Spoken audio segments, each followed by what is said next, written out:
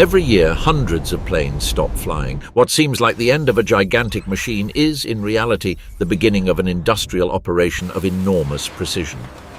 Inside a large recycling plant, millions of parts are disassembled, classified, crushed and melted to return to the market converted into valuable materials. A commercial aircraft does not end its useful life as simple, abandoned scrap metal. Behind each retired fuselage exists a complex industrial chain, designed to recover the highest possible value from a structure formed by millions of parts, systems, cables, alloys, and technical components. Aeronautical recycling combines engineering, industrial safety, heavy logistics, and advanced metallurgy. Nothing is improvised. Each stage follows a strict order because a retired airplane still contains residual fuel, hydraulic fluids, reusable equipment, hazardous materials, and metals of very high value. Before cutting a single aluminum plate, the aircraft must go through a process of neutralization, inspection, and meticulous disassembly. Only then does the physical transformation of the structure begin. What was once a machine designed to withstand thousands of flight hours ends up divided into engines, landing gears, wiring, panels, wings, steel, titanium, and recycled aluminum. That material does not disappear. It re-enters the industry and becomes vehicles, machinery, structures, and in some cases even new parts for aviation itself.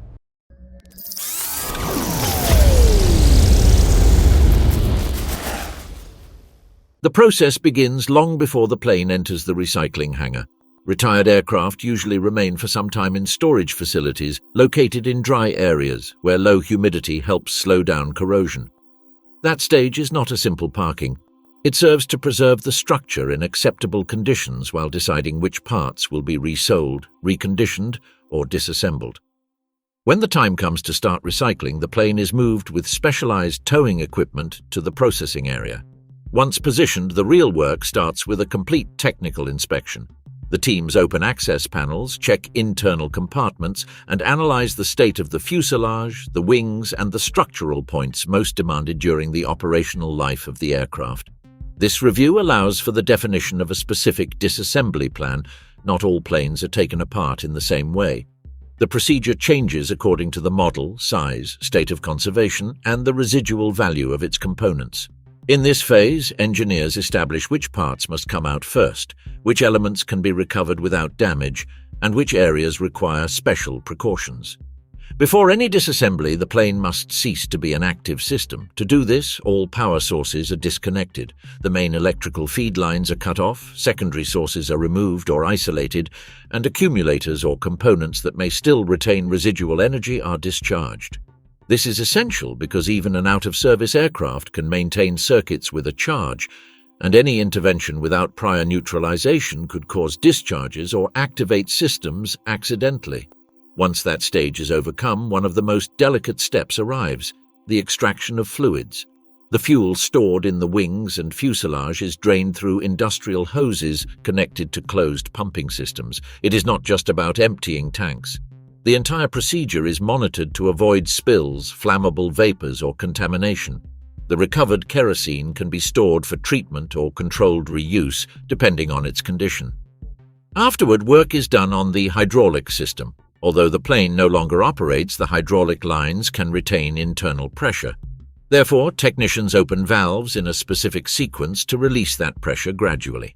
Only then do they extract the hydraulic fluid. Next, other circuits and deposits are emptied, including oils, technical liquids, and substances that could represent a risk during later stages. This complete emptying is a basic condition for moving forward. As long as residues of fuel, internal pressure, or hazardous materials remain, the plane cannot pass to the structural disassembly phase. An error here would have serious consequences. Any spark during the cutting or manipulation of metals could trigger a fire or an explosion. When the aircraft is already de-energized, without fuel, without pressure, and with fluids controlled, the extraction of the most valuable components begins. Engines are usually the first to come out. They are parts of very high economic and technical value, so they are disassembled with high-capacity lifting equipment. While specialized cranes or supports hold their weight, technicians loosen structural fastenings, disconnect joints, and separate each engine with slow and controlled movements. Once removed, these engines are sent for inspection. Some can be reconditioned to continue operating. Others serve as a source of spare parts or as a base for different industrial applications. Afterward, the landing gear is disassembled, one of the most robust assemblies of the entire aircraft. Due to its weight and the way it is integrated into the structure, hydraulic jacks and stabilization systems are used to avoid displacements or undue stresses on the fuselage. In parallel, electronic modules, navigation units, flight computers, control systems, and other technical equipment are removed. Each recoverable part is labeled, registered, and stored. Traceability is fundamental because many of these parts have a highly regulated secondary market. Upon finishing this first major stage, the plane is no longer a functional aircraft. It has been emptied, neutralized, and stripped of its most valuable components. What remains is the main structure. But that structure still encloses an enormous amount of usable materials. The next step consists of opening it completely and separating it layer by layer. With the main systems already removed, the focus shifts to the interior of the plane. This phase may seem less spectacular than the disassembly of engines, but it is decisive for the quality of the recycling. Before crushing or cutting large sections of the fuselage, all materials that cannot be mixed with the metallic stream must be removed.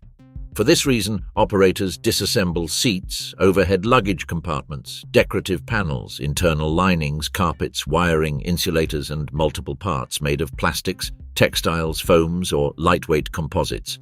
The work progresses by sections. First, the passenger cabin is emptied. Then, the galley, bathrooms, technical areas, and service compartments are intervened. Each extracted material is separated at the source. Cables, for example, contain very valuable copper, but they need a different classification than structural aluminum. Interior panels may include mixtures of materials that require another treatment. Even thermal and acoustic insulation is removed separately to prevent it from contaminating the subsequent metallurgical phase.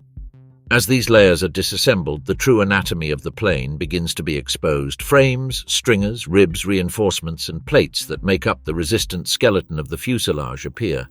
That structure, designed to withstand pressure, vibrations, cyclic loads, and stresses in flight, cannot be cut in just any way. The work sequence must maintain the stability of the aircraft while entire sectors are removed. When the interior is practically empty, the structural cutting phase begins. At this point, excavators equipped with high-power hydraulic shears come into action. These tools do not saw like a conventional saw. They work by extreme pressure. Their steel jaws compress the skin of the plane, deform the reinforcements, and end up sectioning sheets, frames, and joints. The fuselage gradually loses its original shape into increasingly manageable blocks. The wings require special treatment. They are not simple lateral extensions. In them are concentrated tanks, internal reinforcements, and structural elements of enormous resistance. Furthermore, the union area between the wing and fuselage is designed to withstand heavy loads. For this reason, the cut is usually made in specific sectors, applying several pressure cycles until crossing the main stringers. The same happens with the tail and with certain reinforced sections of the plane, where teams must work patiently to fragment the structure without losing control over the volumes. Once the large sections are separated, they are placed in temporary storage areas or loaded directly for transfer to the mechanical reduction plant. There, another type of transformation begins. What was previously a wing or a section of fuselage ceases to be a recognizable piece and becomes a metallic mass destined for crushing. Occasionally, a first reduction in size is already done in the disassembly yard. The same excavators with claws or shears crush, fold, and fracture panels to facilitate transport.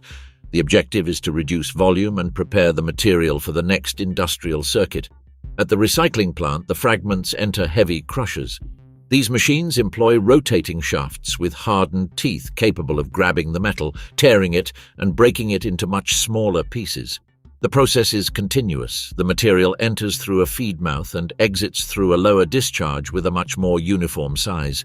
Crushing not only facilitates handling, it also improves the efficiency of the subsequent separation because the more homogeneous the fragment is, the easier it is to classify it. After crushing, the mixed stream moves along conveyor belts towards separation systems. A high-power magnet extracts ferrous metals. Then, eddy current separators expel the aluminum, one of the most abundant and valuable materials in many commercial planes. Additional sensors allow for the identification of other fractions such as copper, titanium, and special metals. Non-metallic materials that have survived the previous phase are set aside towards specific treatment flows. This classification is one of the most important moments of the entire process. The economic value of aeronautical recycling depends largely on the purity of the fractions obtained. A heterogeneous mixture of remains is not worth the same as a clean lot of aluminum, steel, or copper. Therefore, the plant works to transform a chaotic set of parts and fragments into well-defined material streams. That purity is what allows the metal to re-enter the industry with useful specifications. Upon finishing this stage, the plane has completely lost its physical identity. No cabin remains, no wings remain, no aeronautical silhouette remains. What exists now are tons of aluminum, steel, copper, and other materials separated and ready to enter the world of smelting. There, the last great metamorphosis begins. Once classified, the recovered metals are directed to different transformation lines. Steel, for example, is usually loaded into specialized trucks or containers and moved to the fusion area. There, industrial cranes with large ladles or claws lift batches of scrap and discharge them into electric arc furnaces. Charging is not done all at once by simple accumulation. It must be distributed carefully to avoid imbalances and so that the furnace maintains a stable operation throughout the cycle. When the furnace reaches its working capacity, the electrode system is lowered and the heating stage begins. Electricity generates an arc of very high temperature over the metallic mass. The steel starts to become incandescent, softens, and ends up melting. As the solid load transforms into a liquid bath, new batches can be added to maintain the necessary volume. It is not a disordered melting. Everything is monitored by sensors that watch temperature, energy consumption, and chemical composition. With the metal already liquid, refining begins. Fluxes, such as lime and other compounds, are added, which react with impurities. These rise to the surface in the form of slag and are then removed. The objective is to obtain a homogeneous, clean mass with controlled properties. Only in this way can the recycled material compete with metal produced from virgin raw material. In other words, aeronautical scrap is not melted just to reduce volume. It is refined to become a quality industrial input. Following refinement, the metal is poured through casting systems into molds or continuous casting equipment. In contact with water-cooled molds, the outer layer solidifies first and forms a resistant envelope, while the interior remains liquid for a while longer. Thanks to continuous movement and controlled cooling, that mass ends up converted into semi-finished products such as billets, blooms, and slabs. Later, these products pass to rolling mills where successive rollers compress and lengthen them until they are transformed into bars, sheets, or coils. Recovered aluminum follows a similar logic, although with metallurgical conditions adapted to its characteristics. Its recycling is especially attractive because remelting aluminum requires much less energy than producing it from bauxite. In the case of airplanes, this is of enormous importance as a large part of the fuselage and multiple structural components contain high-value light alloys. Once clean and classified, the aluminum can enter specific furnaces, be refined, and cast into new shapes ready for the manufacturing industry. Other materials also follow their own path. Copper extracted from wiring is processed separately. Titanium, present in certain areas subjected to high thermal or mechanical demands, is recovered with great care because of its value. Some parts can even be reused without the need for smelting, provided they meet technical and regulatory requirements. Therefore, the recycling of a plane does not consist of a single operation, but in the convergence of many parallel industrial chains. After casting and rolling, the still hot metal must be stabilized. To do this, it passes through cooling systems controlled by water spray or forced air. The cooling rate influences the internal structure of the material and therefore its mechanical properties. If it cools poorly, it can deform, crack, or lose quality. Once stabilized, it is time for inspection. Samples are taken, spectrometric analyses are performed, and resistance, hardness, and chemical composition are verified. Any batch that does not meet specifications is separated for reprocessing. Only after passing these tests is the recycled metal cut to size, identified, and prepared for shipping. Each batch receives traceability data that allows knowing which process it comes from, what composition it has, and for what uses it is suitable. From there, it goes to manufacturing plants where it will be converted into profiles, mechanical parts, structures, automotive components, industrial equipment, or construction materials. In some cases, a part of that metal can return to the aeronautical sector, closing a surprising cycle. A machine that spent years crossing the sky ends up integrated into another productive chain, perhaps even in another aircraft. The most striking thing about this process is that the plane does not disappear all at once. It decomposes into value. First, the reusable systems come out, then complex materials are separated, then the structure is cut, crushed, classified, melted, refined, and is born again as raw material. What to the common observer might seem like a graveyard of fuselages is, in reality, an enormous factory of industrial recovery. There, millions of parts cease to be waste and return to form part of the productive economy. Therefore, recycling a plane does not mean destroying it. It means intelligently disassembling one of the most complex machines manufactured by human beings so that its materials continue living under another form. The end of its operational life is not a definitive closure. It is a controlled transition toward a new use.